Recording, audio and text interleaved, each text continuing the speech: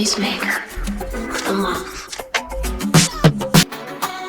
Welcome to a very special edition of NEWSMAKER of the month, where we will bring you some very inspiring stories from around Goa. On this edition of the NEWSMAKER of the month, we have a trailblazer in the world of sport, a person who has been the first ever Goan to represent India in basketball. He has been part of the Indian basketball team that represented the country at the recently concluded International University Games that were held in Germany. From the courts of Saligao, where he grew up playing, to the international courts in Germany. We have on this very special edition, Jeshua Antonio Pinto. Jeshua, welcome to NEWSMAKER of the month. It's a pleasure to have you here. We don't have a basketball with us, but we have you. Thank you for joining us. It's a pleasure being here. Thank you for having me. Joshua, how was it being in Germany representing the country, the first ever Goan to represent India at the basketball championships? Before the trials, it was a heavy heart, but once I got the kit, I was loss of words. I was so happy and I was ecstatic. And it was such a proud moment for me. And whatever I've been working for, it paid off finally. In your group, you all had quite tough opponents. I think the US, you had Latvia and Romania, right? Yes. So how was it? We started off our campaign against USA.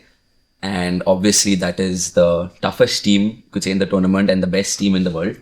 So some of my friends and family were telling me how better to start the tournament and kick off the tournament by facing off the best team in the world. So we took it as a challenge. We did get defeated, but I can say we played a decent game, played a pretty good game, and we put up a performance.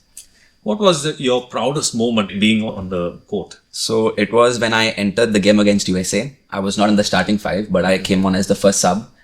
And our team score was just about 2.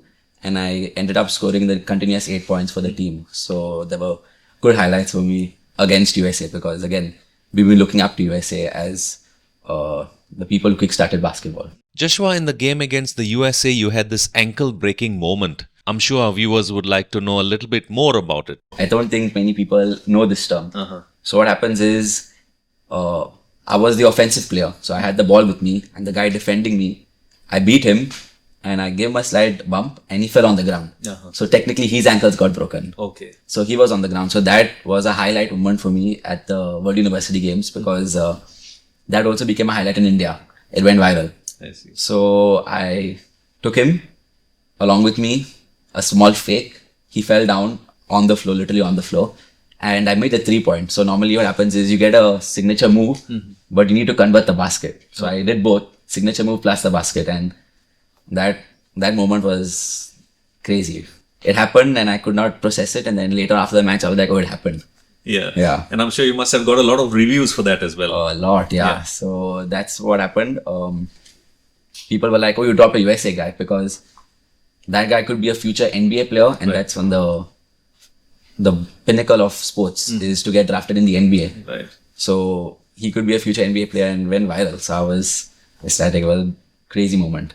Do you also dream of maybe getting into that league? I did dream of it at one point, and I realized that if you don't make the NBA, it's not the end of the world because there are other leagues. There's leagues in Europe. So I would try to pursue and maybe play in the leagues in Europe if it's possible. And if not, India did start up a league actually in Feb, which I got drafted into. It was the first national pro basketball league in India. Right. So they had that in February, played that league, and I realized again I could compete. So again, if there are opportunities provided to me, given to me to play abroad, I will definitely take it, yeah. Around 5 years back as well, there was something that had come up, right? There was. Yeah. What are the reasons, or you think it fizzled off? So again, a lot of issues take place. The players are struggling because they need their financial support. And the league which kicked off, I think 5 years ago, it was pretty good because they had the playoffs in Goa. And I went to watch it. I was there. I seen the Indian players competing against foreign players. The captain of the Indian men's team, he was really good. And I think it fizzled off maybe because there's no cooperation, I feel. Hopefully there is between different federations, different mindsets. Right. But this year, it kicked off. It did happen, the INBL. And there are more leagues, another league which is in process. So the new federation is doing a great job. You must have grown up watching a lot of television, watching basketball stars play. your mom, who is a coach, maybe she was your inspiration. Tell us about your love for basketball, how it began. It all started when my mom, she introduced basketball to me, definitely. So we have a court outside our house and she would train me. Along with me, she would train my siblings. And we used to play for the school team. So mornings it would be basketball practice and then school. And that's when my love and passion started for basketball. Simultaneously, I used to play football, but I did have a strong bond towards basketball, you could say. You all are 6 siblings or 5? 6. So that's good enough to have a team at home itself, Definitely. including your mom, who is going to be making sure she's going to coach you. Definitely. Yes, yeah. yes. Take us through your formative years. As a kid, I think I made my first nationals when I was 12. I was happy, playing my first nationals in Goa. And for me, it was, I'm getting my first nationals wearing the Goa kit, a proud feeling. And then I decided, I will stick to basketball and football because all the coaches were telling me it's good to play 2 sports. So I stuck with playing basketball and football. And alongside, I was playing under 14, under 16, under 18 nationals. At around 10th standard, I realized, I want to pursue basketball and take it more seriously. And that's when I went to Don Bosco High Secondary instead of going to St. Xavier's Mapsat because Don Bosco's, they have the indoor court. Right. So I was able to make use of the facilities. And then again, I realized that in order to pursue it, I had to leave Goa. And that's when it hit me that, you're sacrificing, now I have to take it seriously. And that's when the passion and it started. Yeah, I'm sure there were a lot of challenges for you. Like you said, a lot of sacrifices. For those of you who don't, of course, in Goa, I think probably basketball is more common in Panjim and South Goa in Margao. And maybe in Mapsa, they have a team, right? They do have a team. And for the past 3 years, actually, our club, which is LBC from Saligaon, we have been the state champions for 3 continuous years. So I think now that fire is also starting to ignite in the villages. And I hopefully it catches throughout Goa. Yes. Then you moved out of Goa to play. So what were those challenges in a different state? So initially, when I went to Chennai, the first week I had a very tough time coping up with the schedule because it would be early morning practice, college, and then again back to practice. And that training regimen was not there in Goa because Goa I had my own time to practice. I could modify the schedule. But once I reached there, I realized that it's strict. And on court, they had rules. You don't follow the rules, it will be a fine. So that these rules built discipline in me.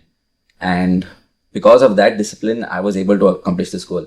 So initially in the first 2-3 weeks when I left Goa, it was tough to get accustomed to new culture, the new language, Tamil Nadu. But then people were very welcoming over there and I was able to gel. And after a month, I was fine, I felt. I enjoyed it. So then slowly came your transition. Your university represented at the Khelo India Games as well, Yes. where you all got the gold medal. Yes. So tell me a little bit about that as well. So that moment was one of my most proudest moments because at that level I had not won a medal yet. So the Khelo India University gold medal was the biggest medal I achieved so far. And then I realized that I'm at this stage and it's possible to compete and perform. And I realized that I've made it and now there's no going back. You have to go forward. How do you manage to juggle studies and playing? It's possible. It definitely is possible, but you had to sacrifice hanging out with friends on certain days, weekends maybe, because you have to sacrifice a bit to achieve something. So studies also, I was pretty good in my 12th along with my college. I completed my degree, no backlogs, nothing. So if you just stuck to the regimen, you can enjoy life, but put in the effort every day. 1 hour in your daily life is not much. It's actually pretty less. So you just stick to the regimen, enjoy life a bit, but you need to sacrifice. So that worked out because a little bit of sacrifice here and there is required. And I'm sure the support from your parents also, it means a lot to you, right? So what about your coaching staff and, your school, the support that you received? I would definitely like to say thank you to my family, my friends, the coaching staff, the Goa Basketball Association, also my university in Kota, which they gave the platform also, to perform at such a high level. And my coaches and all the staff that helped me to reach this level. What are your hobbies? How do you pass your time? You watch a lot of basketball matches. Yeah, so my hobbies also are, I like watching football, but since I'm always on the court training and a lot of times I skip a lot of family functions. I've missed Easter's, Christmas, New Year's. So whenever I'm back in Goa, I like to get in touch with my family, close friends, hang around, go on a trip here and there, maybe a small picnic, a trek, and just mixing around with close family and friends is what I like to do. And watch football. Along with basketball, definitely, but yeah. Who are your icons in basketball? So there's this one of the players I looked up to. He had a very tough childhood. He also struggled on the court with injuries and a very quiet player. So his name is Kawhi Leonard. A very quiet player on the court, no showboating. And I always felt that that's something of an athlete which got to look up to, because you reach a certain level, a lot of people who like to show it in your face. But the guy I look up to, this man, he is down to earth, in his lane, just focused on his goal, focused on his work, and just happy to play the sport. All right. Personally, for you, what are your goals in the next 3-4 years? Anything that you are looking forward to achieving? Playing at this level, I realized that I can compete. And again, after the first few games, I realized that I have the skill level, the capacity to compete against international players. And now I plan to work hard at it and hopefully represent the Indian team soon, the senior India team. So it starts by getting into the camp. So once I get into the camp, work hard to make it into the team. And that is my goal right now. Maybe there are some things that you have learned from playing abroad, some changes to be made in grassroots level maybe? Definitely. So India is improving at the moment. We've started a lot of grassroots programs, but these grassroots programs again need to reach the small states like Goa, and we need a well-fledged academy here, which will help players, guides them, nurtures them, and gives them the opportunity available after you pursue basketball, after school, after high secondary, because a lot of players, they don't know the opportunities available. So these grassroots programs, hopefully, which definitely will help skill enhanced players, because we have the capacity to compete skillfully against international teams, because the skill, I feel, is anything that a player can pick up, any human being. Physicality, that you have to work at it, genes, that might be a different topic, but picking up the skill, anybody can do it, I feel. So a good, strong, skill-based grassroots program along with the good academies in Goa would definitely help. If you look at the Indian perspective, I think mostly it's teams or players from Punjab or Tamil Nadu who dominate the basketball scene. So do you really feel that even in Goa, there's a possibility that after you, there are going to be many more basketball players, yeah? I definitely do, because I've gone and watched the under 16, under 18 the state championships, and I see a lot of potential. I see a lot of more teams compared to when I was playing in under 16 and under 18. A lot of teams, new teams, a lot of players are competing now. And I'm just happy I can see a lot of skill. So I definitely do feel that it's possible, because we lack nothing that they have. So it is definitely possible. Before getting into any game or a match, is there any ritual that you follow? When I was in Goa and we would go for our matches, our tournaments, my mom was the coach. So we would always say a prayer before the game, and maybe get into some music which builds up the adrenaline rush. Yeah. But before every match, I just like to say a prayer and thank and praise a lot, because I'm at this stage, give me opportunity to play every game, keeping me safe from any injuries, and listen to some good music which gets the adrenaline rushed up and ready to kick the game. Fantastic. I'm sure there are many youngsters who would like to know how to juggle all the things that you do, how to get on the court. Coming to the future, maybe 10 years, 15 years from now on, where do you see yourself?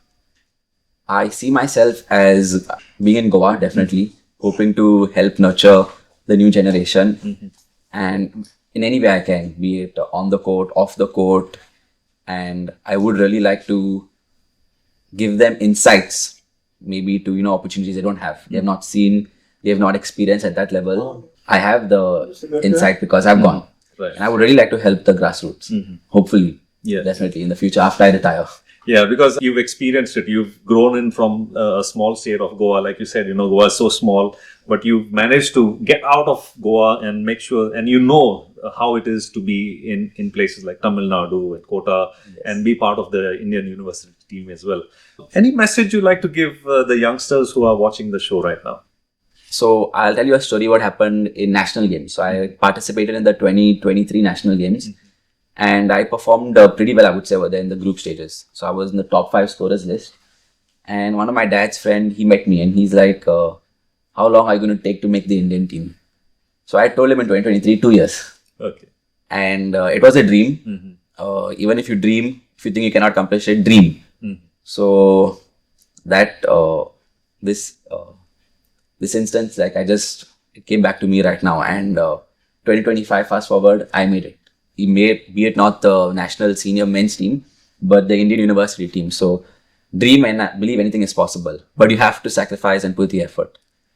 Fantastic. So there you are, of course, the newsmaker of the month on DD Goa, who has so much of insight and so much of basketball in him that he has made it to the top, not only representing the state, but also the country at the recently concluded FISU World University Games, and that's making him the first Goan basketball player to represent India in an international event.